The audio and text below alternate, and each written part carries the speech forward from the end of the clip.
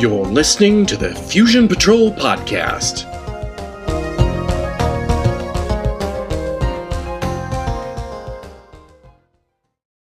Hello and welcome to another episode of Fusion Patrol. I'm Eugene. And I'm Ben. And tonight we're going to be talking to you about Doomwatch, Episode 5, Project Sahara. Welcome back, Ben. I know Thank you. People have been clamoring and saying, where is Ben? So Ben was out in the Bahamas. All right, Ben has an excuse that we'll let him get by with. Just this once. So, Doomwatch, 1970, as you may recall, British TV show. Many of them are missing. This happens to be one of the ones that is not missing. What did you think of this episode? Oh, well, it was not a very sci-fi type episode. It was revisiting this theme about the human condition in terms of human judgment versus computer judgment. So, I mean, it's an old theme. Some would say maybe a tired theme, but they had their own particular angle to go with it.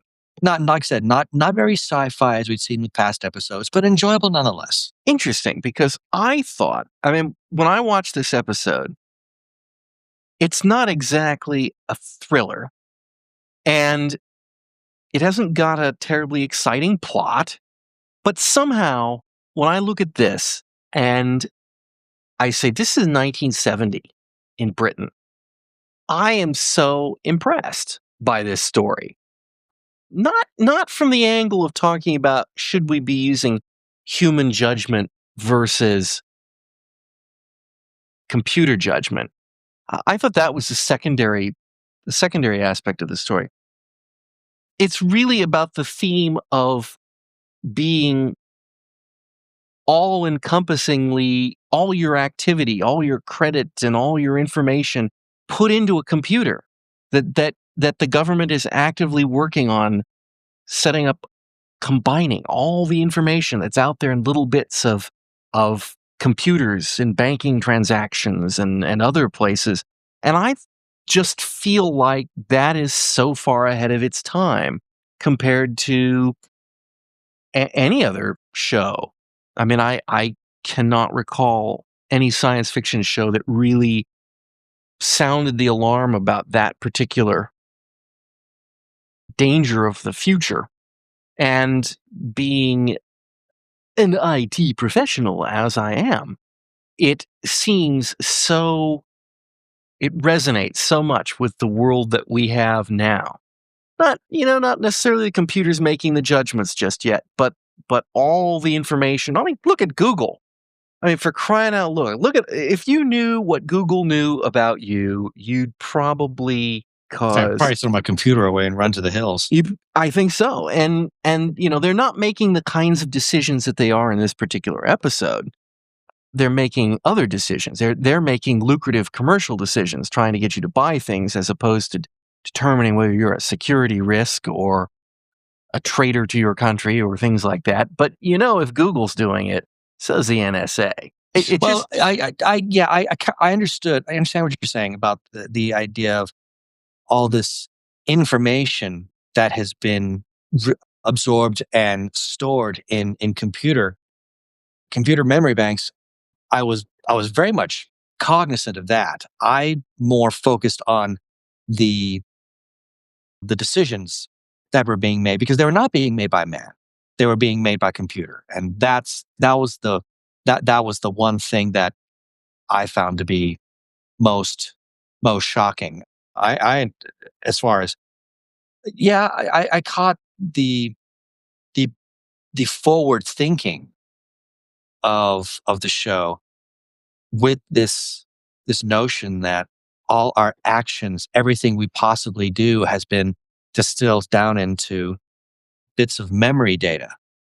That was not lost on me. I was more disturbed with the concept of letting the computer make the decision regarding your own future. And there was a sequence that didn't have to do with the Doomwatch guys, but where Quist was introduced to the computer and he overhears what's going on, and it's talking about this guy and his personal life and his debts and a variety of things that they have culled together, and they're pointing it out. It's like, here he is. He's a blackmail risk, and that is a very real.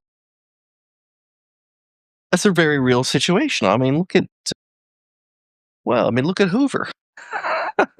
He would have been a blackmail risk if some of his habits. Oh, some of his little personal tastes had been. I mean, what types of persecution that they would do to people who wanted to be in the FBI, who may have had certain different sexual orientations. I mean, absolutely, positively not, because that's strictly, you put somebody in a trusted position who's a blackmail risk, you can't do it. I mean, right.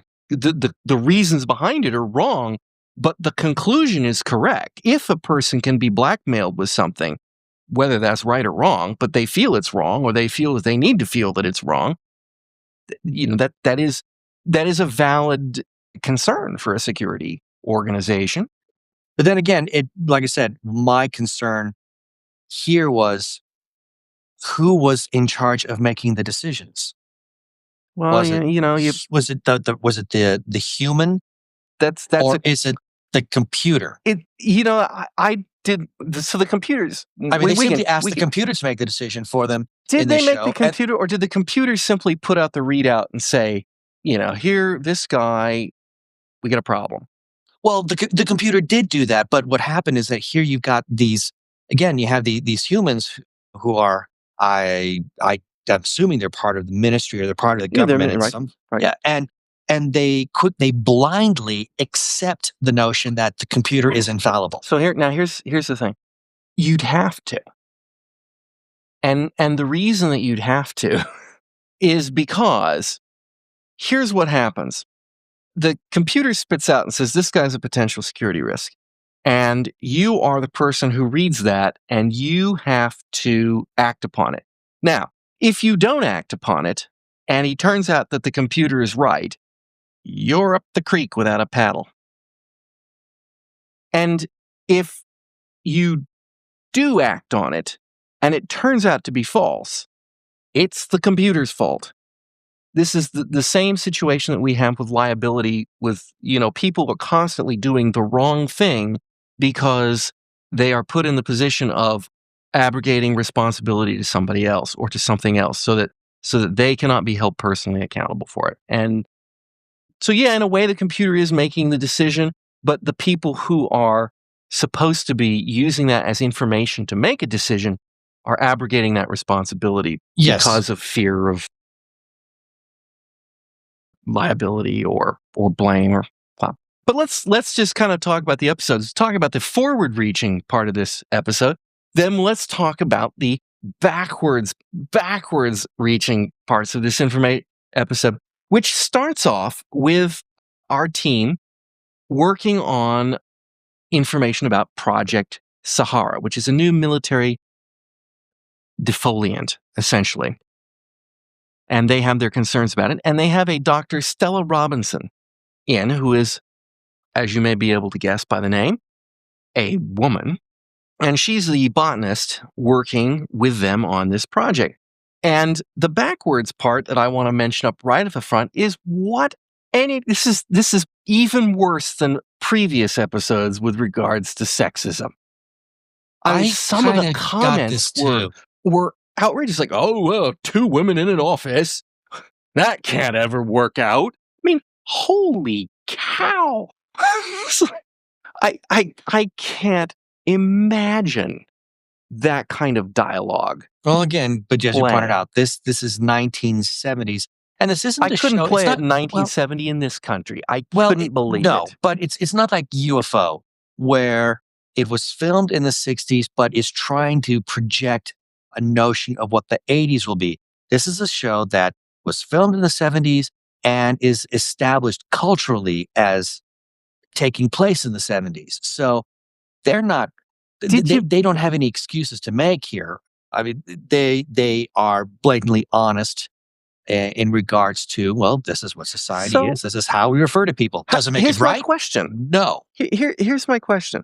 In a program like Doomwatch, which is ostensibly to show us what's wrong in the world, I mean, that's what Doomwatch is all about, is to, here's what goes wrong. Here's what goes wrong. So it is taking a moral preachy position, if you will. So were they trying to show us how awful women are treated, or was that unconscious reflection of reality? I think it was an unconscious reflection of reality. I think you're right. I think it was. I do, but I just wonder if, it was so bad in places in this episode. But that's the way it really was. I mean, you look at any kind. You can people say that. Oh, don't even. I mean, you look at anything that's going on in society today, and you can, I don't want to get too far off topic, but just on this show. Really, all you have to do is look at what some of the extreme political and social right, and I say, and I don't mean right as in correct, but just super right leaning.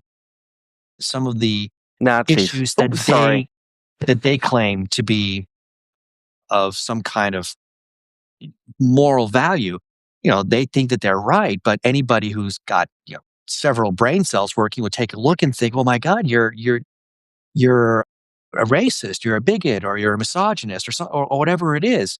I mean, anybody with common sense would take a look at that. Like we would look at that and say, "Oh my God, that's horrible. How can he even say that?" Well, in their point of view, they're right. It's the same thing here, except culturally, it was more. I don't want to say more accepted. It was that's just the way it was. That you would talk about women in that particular tone. I mean, sexism was a very real thing back in that time. Shocking? Yes. Well, inappropriate? Well, by our standards, most definitely. I think we'll come back to that a little bit later too, because there's another aspect of this that I want to mention too. But let's kind of plod through the episode a little bit. The crux of the episode is that this Project Sahara is looking bad. It's looking like it's far more dangerous than the defoliant weapon that the military hopes it to be. Their hope is that you spray it over some bad guys and it kills their plants immediately, and it renders their earth sterile for about 2 years. During which time, if you're fighting against them, they have to surrender because they're starving. And a couple years later, their plants grow back, everybody's happy, life's all good. The concern here is that the soil will not grow back in 2 years, that it is far worse and it's far more dangerous. And that's where it looks like the Doomwatch team is going. I don't think they never really make that determination at the end. They're close, but they haven't made that determination. Because that's mainly not the focus of the plot. No, it isn't. No, it isn't the focus of the plot, but it's what precipitates it. In other words, this is such an important military defense project that the ministry steps up security with their new surveillance technique, or their new computer monitoring. Well, it's not really surveillance, but technique. And they make a recommendation that Wren and Dr. Robinson need to be suspended immediately for no given reasons other than security concerns. Toby Wren, does not take this well. And this is another interesting piece of it. He really goes on a bender. Oh, doesn't he though? Yeah. And he goes on a huge drinking binge. And again, the drunkenness of his character is portrayed so differently than a drunk in an American television in the 70s or even in the 60s. I'm not even sure how to describe it. It's just different.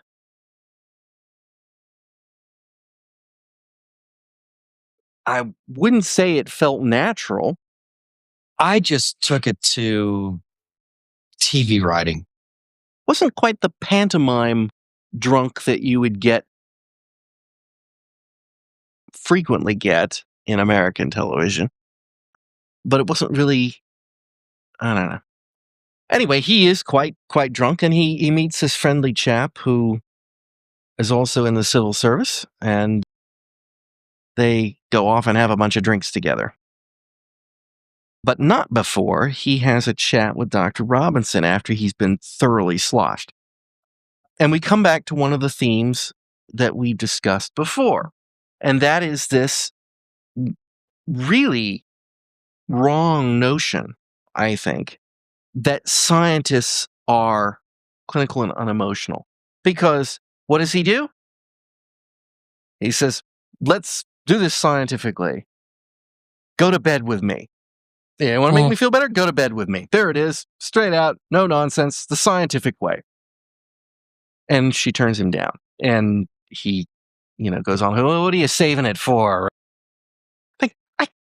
They're obviously on some sort of crusade, because that theme has come up before in the rat episode with the woman, the scientist in that one who created the rats and uses Ridge like Ridge uses her.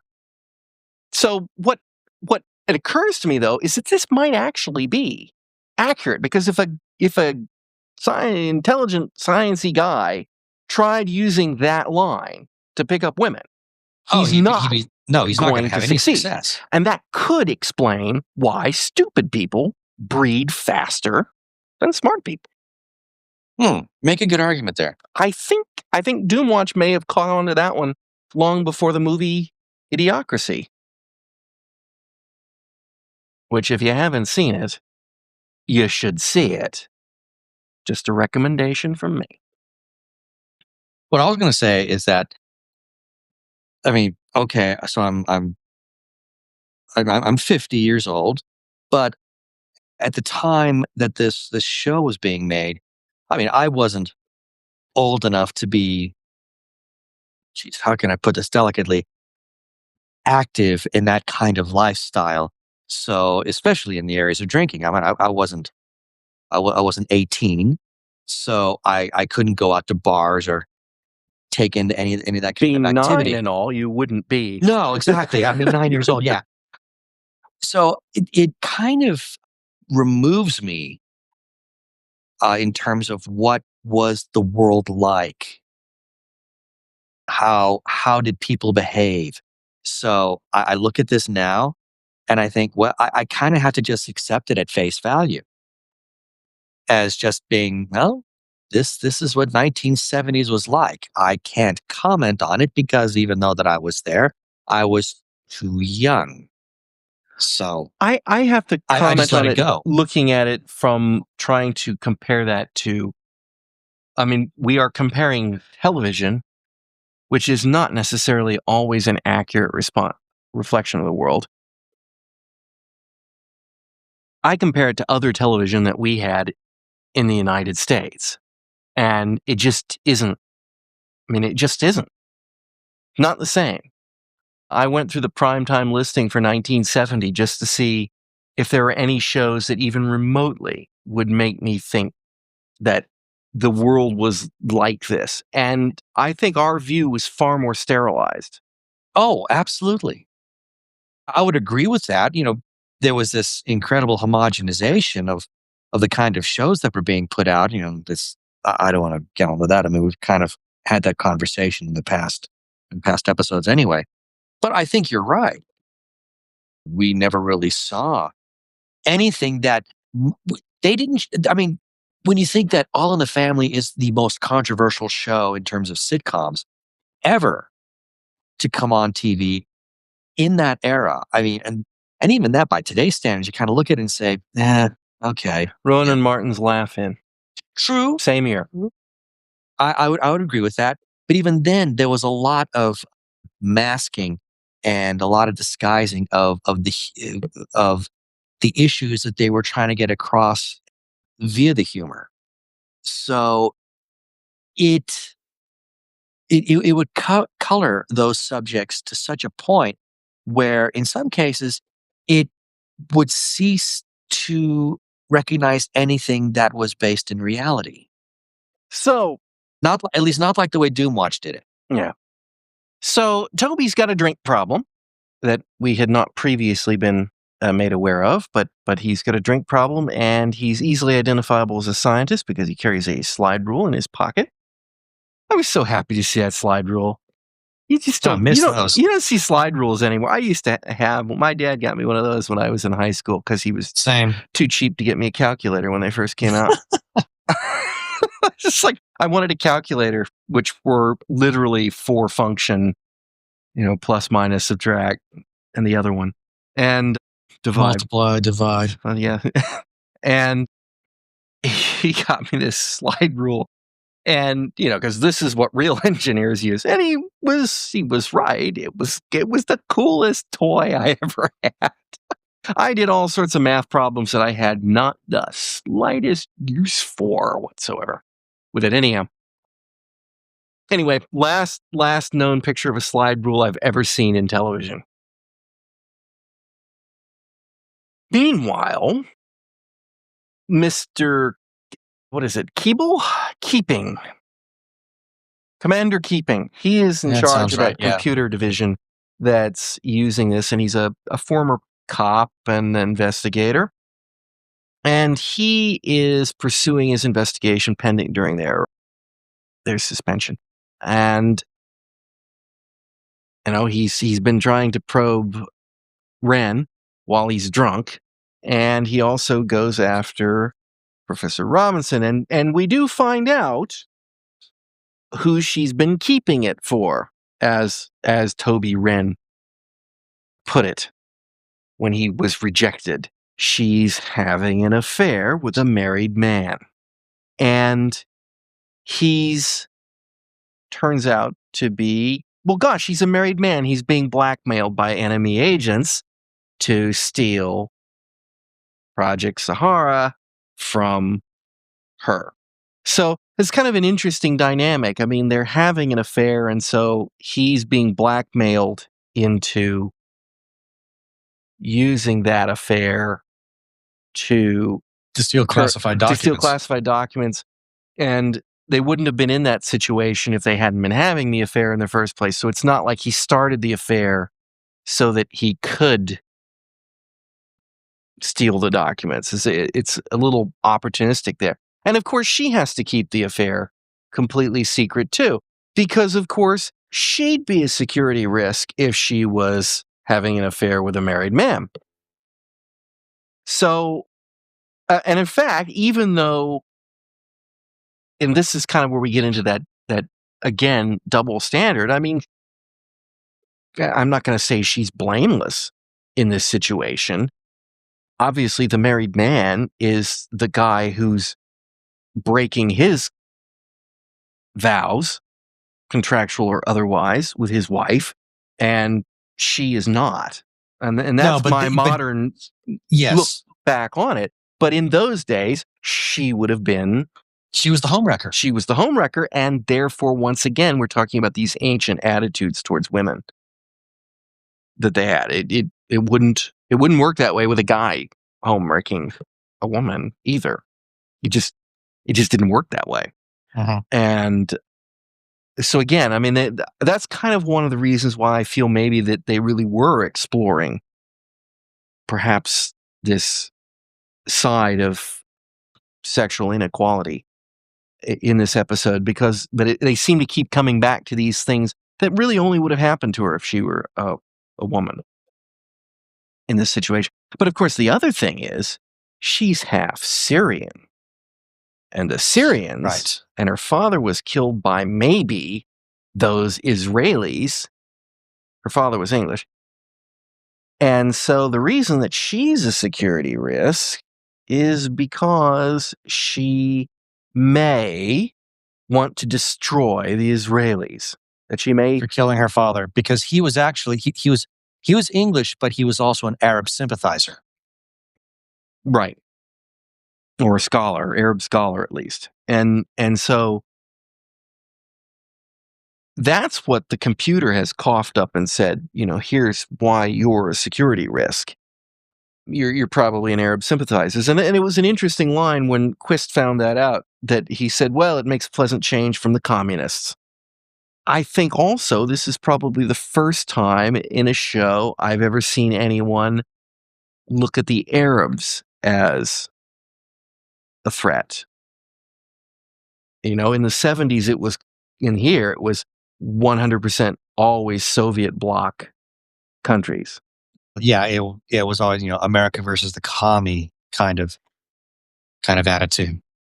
So again, kind of a different take on things that we didn't necessarily see in this country. And of course, so Quist is, constantly, he's 100% behind his people. They couldn't possibly be, they had their security clearance. You aren't presenting any evidence as to why that they should be considered a security risk. And he keeps digging and ultimately puts it on the line with, I think it's the minister. That Becker, I find it hard. I couldn't tell whether he's supposed to be the minister in this episode or whether he's supposed to be a security guy in a different division or something. But, I will call the prime minister and I will close down Doomwatch if you don't tell me where you got this information. And that threat has weight because he backs down and he shows him the computer. And he tells him all about how fantastic it is. And, we've all known this is going this way and it's going to happen. And we're using these tools and they're telling us these things. And Quist is appalled at the whole notion, as our hero would want to be, of course, because that's his job, to be appalled by all technology and progress. But I found the computer technology to be, in terms of the data that was input, to be somewhat unbelievable. It seemed a little far-fetched to me, just purely from a technological standpoint, that working at a very primitive CRT, that you could just type in a couple of things in a matter of under a minute, and then it could distill all of that information and come up with this, apparently, at least what the ministry viewed as an infallible conclusion regarding a person's character as to whether they'd be a security risk or not. From a technological standpoint, I thought that was a little far-fetched. I think that, and I'm not defending their technology by any stretch of the imagination, but I think that we're not talking real-time computing there. We are talking about, they had already run these files, that they were running these files, and consolidating this information and in the background all the time, updating these files. And all they were doing at the CRT was just calling up the current state of the information. It's like they're pulling up a computer file. It didn't feel that way to me. It looked like they're actually inputting new data. That's what I. Well, the girl behind the counter was a little overambitious with the keys. But I think she was just like, good. I think she was just, typing in Quist, Quentin, section 5158, and then it was bringing up that file kind of thing. But, which, by the way, they also showed the files for Quist and Ridge, both of whom were considered needing security monitoring. Quist needed constant monitoring, and Ridge needed periodic monitoring. Interesting. And then we never did see Wren's when they started running it. So, and then we came up with the information about the security risk. And you're right. They thought they said, the computer must be infallible. And so what happens is the guy who's having the affair with Dr. Robinson steals her files on Project Sahara. And which she rather carelessly left out.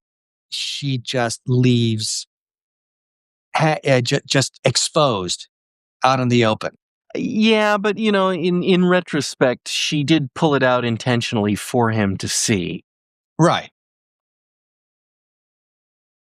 And But I just because that was just one of, she figured out he was trying to steal yeah. it. We do discover later that she's I wouldn't say dummy the documents, but she leaves something of, I don't know, red herring. Yeah. So anyway, he's killed because he turns it over, and the Arabs don't particularly like that, and so they kill him. And she's called in to identify the body. Quist is there, and we're basically, so what we're presented is this: we have met a scientist who is half English and is half Syrian. She may or may not have Arab sympathies, but she vehemently states that she's apolitical, that she does not have it in for the Arabs, that she is completely loyal, that she would never discuss her work, that she is not a security risk in any way, shape, or form. She intentionally found out that the man she was in love with, she found out that he was trying to steal something from her, and she set a trap for him and made sure that he did not get the secret plans, which shows that her loyalty was indeed where it belonged. And he paid the price for that.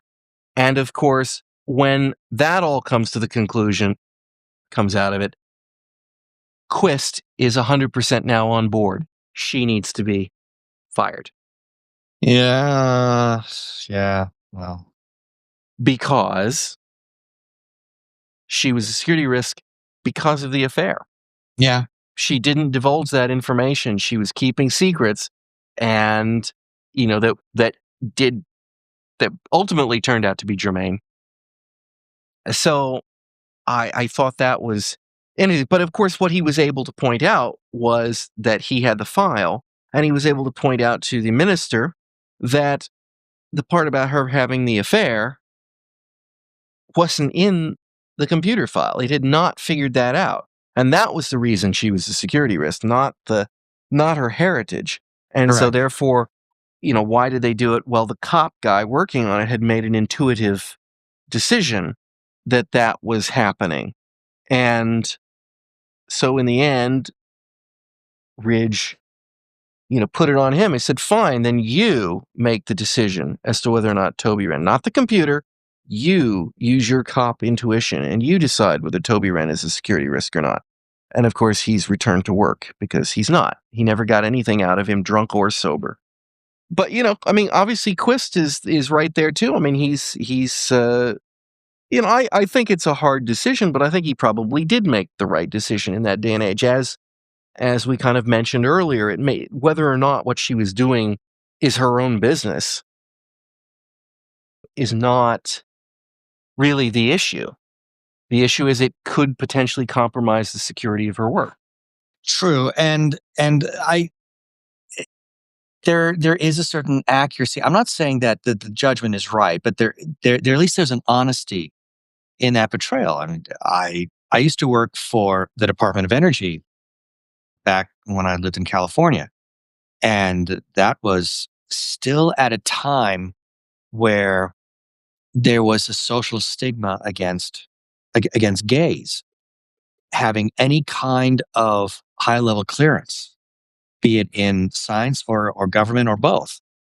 And if it were revealed that you were of that persuasion, it could cost you your job, because it was viewed by people who claim to be experts that by being this way, that you could easily be bought, coerced. Are you whatever. saying then that during your time at the Energy Commission you were closeted?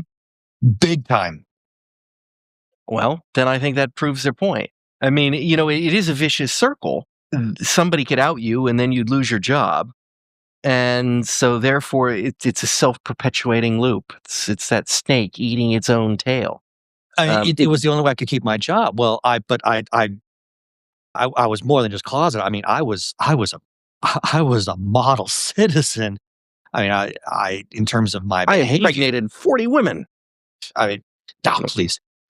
I Well, I mean, I lived. I don't want to go too deep. you had the into- big macho mustache that they had back No, oh then. good heavens, no, Uh, please. That would have been a screaming giveaway. See, now the funny thing is that from, although I never found it appealing. I mean, back in the 70s, guys with those mustaches were supposed to be being portrayed as masculine. I never liked it. Well, But that's another it's like Burt subject. Reynolds. I mean, seriously. That's a completely different subject. My point is that was I closeted? Yes, but at the same time, I was quite the model citizen. I mean, I didn't go out, I didn't socialize, and anytime I did socialize, it was with church groups. So I was projecting this image of someone who was a devout conservative Christian, which is quite the departure from what I really am. But at the same time, I mean, that's the way society really was. And you're right. It is the snake eating its tail. It's kind of self-perpetuating, but I wasn't the one who was ready to take up the cause and say, what you're doing here is wrong. I mean, I was more concerned about, I need to make a paycheck. I need to earn money. I need to make a living. So I played ball, so to speak. But that kind of thing did exist for the longest time. Even in other forms of government. I mean, I heard about people who were outed working as part of the Secret Service, and they were immediately fired because they were considered, by virtue of being gay, that they were a security risk. So to see the fact that Stella, who, while it is her own personal life, and her personal but isn't life that the professional argument life, for any sort of it sexual? yes, it is. I don't want to say deviancy, but you know what I mean. I know what you mean. But that's the way society Help me with a word was. that's better than deviancy there. Can't think of one right now. Proclivities. Okay, proclivities. That's a good one. I'll just say personal life. I mean, the personal life and the professional life can be, the way a person conducts himself at home can have absolutely no bearing on how he conducts himself with his job. But you know that when the stakes are high enough, someone, and that's the issue. I mean, that's the issue with security services, is that the people who are working against you will not honor that barrier between personal life and work life. If they want to go after you and kill your wife and kids or threaten them to blackmail you to get the information, they will. That was the very point I was just about to make. So that it really doesn't matter. Right. I mean, they'll in terms of a personal life. I mean, you could be, as I just described, you could be the model citizen. You could be the most honest, tax-paying husband with a wife, a loving family situation. And in some ways, if that got out, that's an even bigger security risk because an enemy might see that. They could say, okay, well, this person, he really loves his wife. He really loves his children. Let's exploit it. I wonder why that isn't. I mean, obviously that is an area of blackmail, but I mean, that is not the typical blackmail, because then they can just put you under protection, and they can, once they're alerted to the threat, you can take precautions. But with something that they're revealing a secret about you, then they can just hold that over you forever, kind of thing. You'd think they could hold the other over, but you could just pack up and leave and say, to hell with it. I'm taking my family to Hawaii. But the point that I think that really, again, needs to be delivered is that there was this error in thinking that just because a person is having a secret clandestine affair, that makes them a greater security risk than someone who isn't. When it could have absolutely no bearing at all in terms of how they conduct themselves in their professional lives.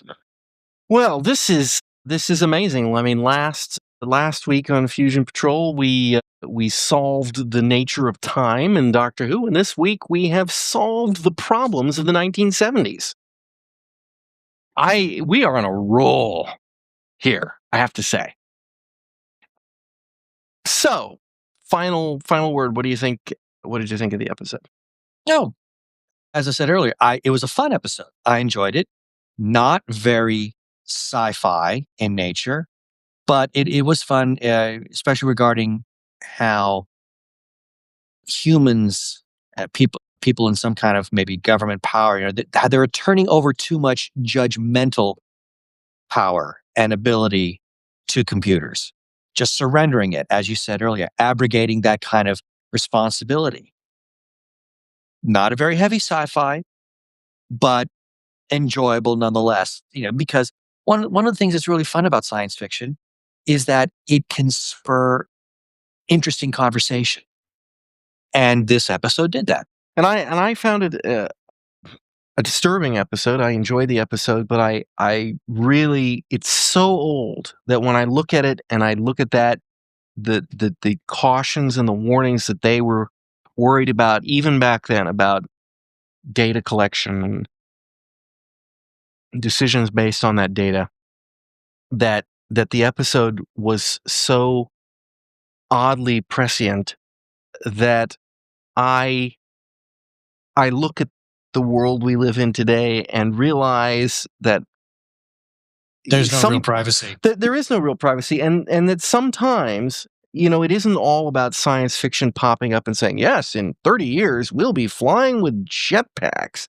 Sometimes they really have nailed on to something that we should have been paying attention to for the last 40 years. Mm-hmm. Literally. So, I'll give it a thumbs up on the episode.